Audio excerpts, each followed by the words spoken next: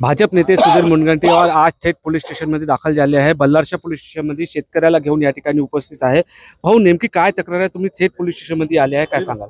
नाही, कोरोमंडल नावाची कंपनी आहे, त्याचा मार्केटिंग म्हणजे जो विपणन पाहतो ते प्रीतम सिंग यांनी खताचं वितरण जे जिल्हा परिषदच्या कृषी अधिकाऱ्यांनी त्याचं वितरण कसं करावं हे सांगितलं असताना त्या वितरणाचा आदेश आणि सूचना त्यांनी फाडून टाकली आणि तो त्याच्या मनाने जबरदस्ती करतोय की मी डीएपी खत तुम्हाला देऊ, पण त्याच्यासोबत तुम्ही खत घेताना मग sulphur, nano DAP, PDM potash 15-15-15 घ्यावं लागेल। काय आवश्यक आहे?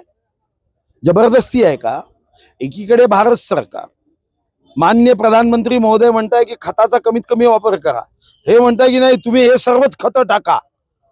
म्हणजे शेतकऱ्यांना 10 रुपयाचं खत घ्यायचं असेल तर त्याच्यासोबत 25 रुपयाचं दुसरं खत घ्या। म्हणजे बिचारा तो खत टाकण्यासाठी कसं बस पैसे जमा करतो, जे 5-10 हजार रुपये ते घेऊन डीएपी घ्यायला जातो, तुम्ही त्याला सांगता की अजून 30,000चं खत पुन्हा घ्या। कुठून पैसे आणायचे त्या शेतकऱ्यांनी? मी स्वतः त्या प्रीतम सिंहशी बोललो होतो, मस्ती आ गई। माननीय जिल्हाधिकारी महोदयांनी त्याला नोटीस दिला की आता अत्यावश्यक वस्तू अधिनियम 1955च्या कलम 3 नुसार आणि केंद्र शासनाचा खत नियंत्रण आदेश 1985 नुसार त्याला सांगितलं आहे की केस होईल। आम्ही आता रिपोर्ट दिला, जिल्हाधिकारी महोदयांशी बोललो आहे की साहेब तुम्ही सुद्धा रिपोर्ट द्या सरकारच्या वतीने। अशा पद्धतीने शेतकऱ्यांचं शोषण होता कामा नये। हा छत्रपती शिवाजी महाराजांचा महाराष्ट्र आहे। कोणीतरी बाहेरची कंपनी कोरोमंडलनी तेलंगणातून यायचं आणि महाराष्ट्राच्या शेतकऱ्यांचं शोषण करायचं, हे सहनशीलतेच्या बाहेर आहे आणि हा रिपोर्ट घ्या, त्याला अटक कर। पण आपण कुठेतरी सत्तेत असतानाही तक्रार देण्याची गरज पडते आपल्याला? नाही, सत्तेत असणं याचा अर्थ तक्रार तर अनेकदा दिलं जातं। उद्धवजींचं सरकार होतं, उद्धवजींनी त्यांच्या पक्षाचे कितीतरी लोक कंप्लेंट द्यायचे, देत नव्हते का? शेवटी सरकार असतानाही जर एखादी गोष्ट चूक होत असेल तर आपण रिपोर्ट देतोच। त्याला मला नाही वाटत हे काही नवीन आहे, म्हणजे याला काही दुसरी दिशा बदलण्याचं काहीच कारण नाही। अनेकदा रिपोर्ट देतो, सरकार देते, आमदार देतात आणि हे आज नाही आहे, मी 30 वर्ष पाहतोय। जिथं चूक असेल तिथं रिपोर्ट द्यायचीच आहे।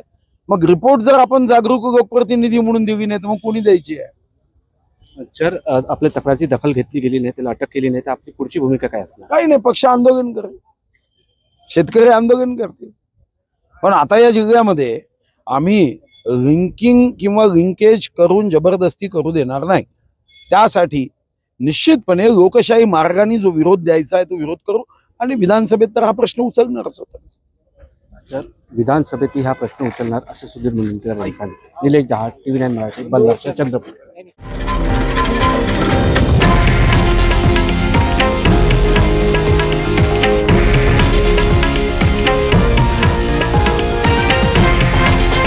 हे आहे देशातील नंबर 1 न्यूज नेटवर्क आणि आपण पाहत आहात TV9 मराठी, एकमेव।